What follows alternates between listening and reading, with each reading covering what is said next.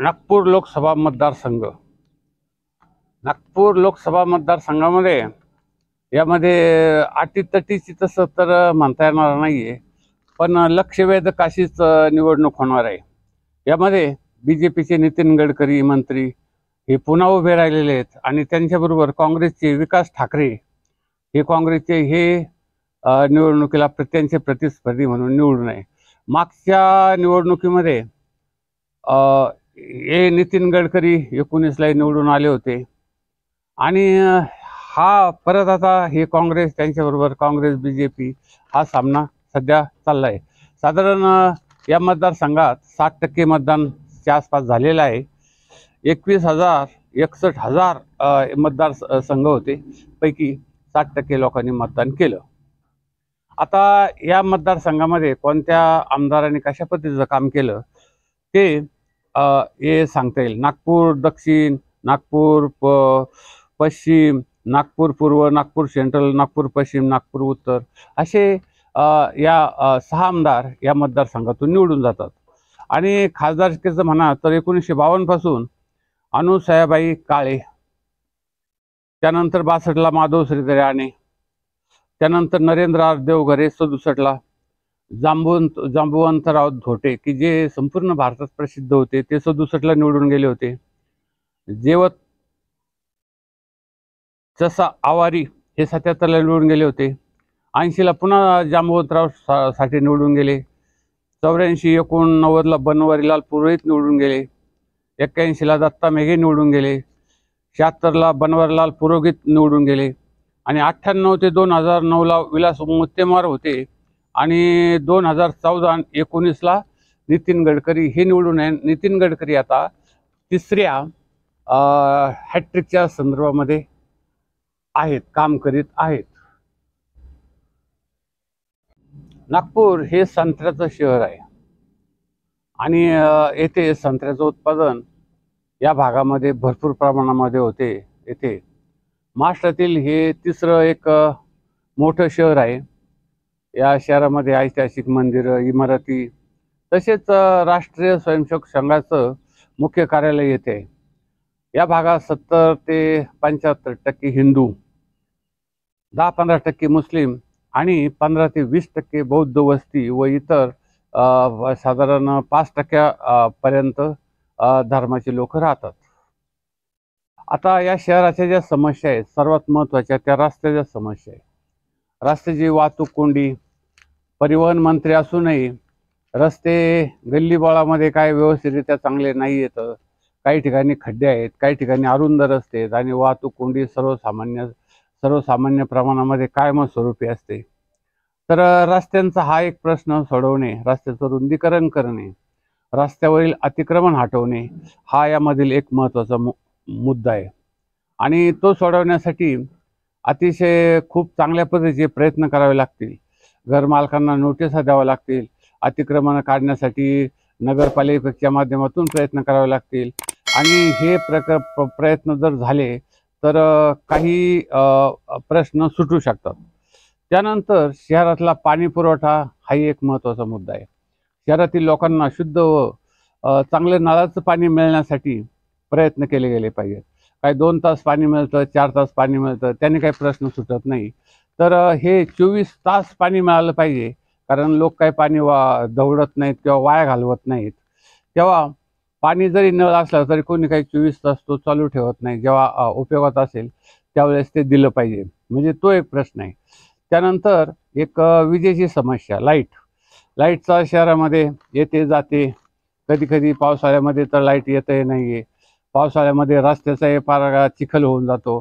तर तो एक भाग एक महत्त्वाचा आहे की लाईट किंवा वीज ही कायमस्वरूपी असली पाहिजे आणि सर्वसामान्य जे उद्योग किंवा इतर काही चालतात त्यासाठी ही व्यवस्था आली पाहिजे. त्यानंतर शहरामध्ये गटाराचा प्रश्न आहे. त्या गटार स्वच्छता निर्मूलनचा प्रश्न आहे.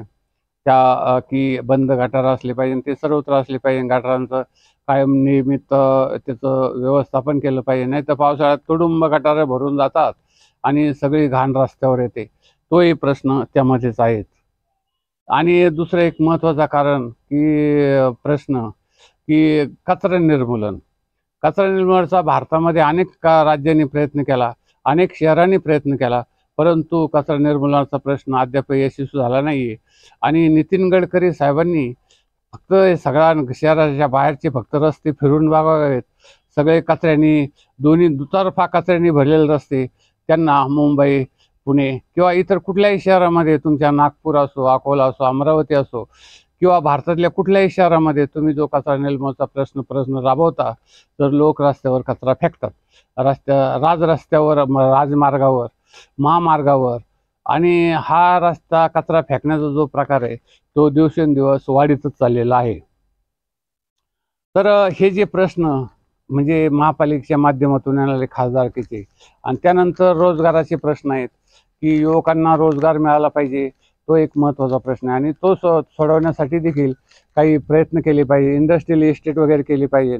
निव्वळ स्वतःच्याच कारखाने जे असतील किंवा स्वतःच्याच ज्या उद्योग असतील त्यामध्ये काही काही कामं लोक करतील, पण बाहेर सुद्धा जास्त उद्योग जर उभारले तरी तो प्रश्न महत्त्वाचा होऊ शकतो, लोकांना रोजगार मिळू शकतो. आणि त्या दृष्टिकोनातून तसा प्रयत्नही केला गेला पाहिजे. तो एक महत्त्वाचा प्रश्न आहे रोजगाराचा.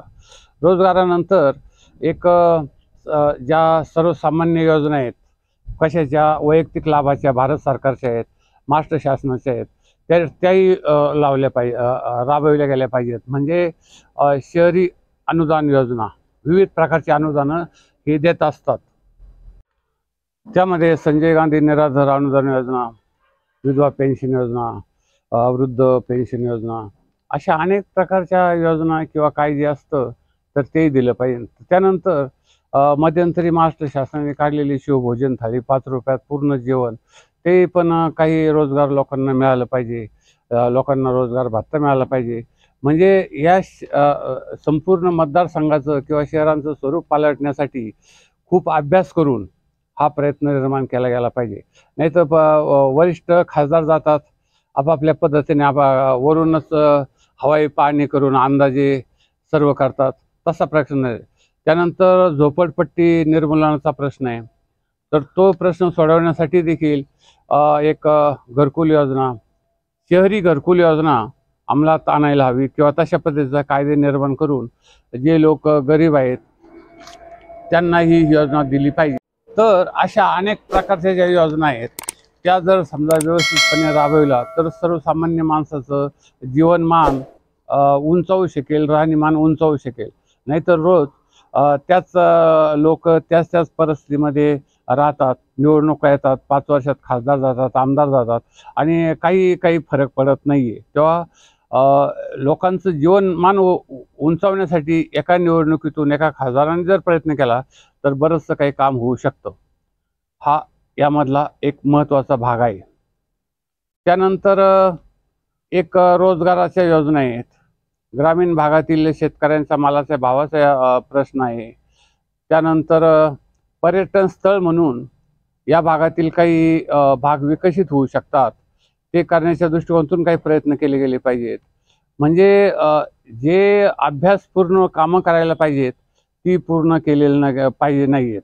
आता येथे काय केलं आहे, वाहन चालकांना आता मध्यंतरी नुसतेच फाईन, दंड वाढवले आणि शिक्षा वाढवल्या, तसं नाही. जे मूळ तुमचं जे सरकारी अधिकारी आहेत त्यांच्याकडून कठोरपणे जर नियम आणि लायसन दिलं गेलं तर चालतं. मध्यंतरीच कुणीतरी राहुल गांधीच्या नावावर मतदान कार्ड, लायसन कार्ड काढलं होतं.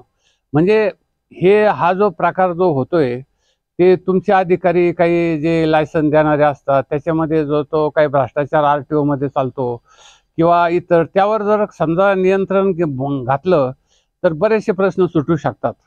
आणि जे चांगले एक व्यवस्थित प्रामाणिक अधिकारी असतील त्यांना उत्तेजन देऊन चांगल्या कामाला प्रोत्साहन जर दिलं तरी तो प्रश्न सुटू शकतो. म्हणजे एकंदरीत परत तोच प्रश्न, परत निवडणुका, परत तोच प्रश्न, परत निवडणुका, परत तोच प्रश्न, हे गेले पाहिजे.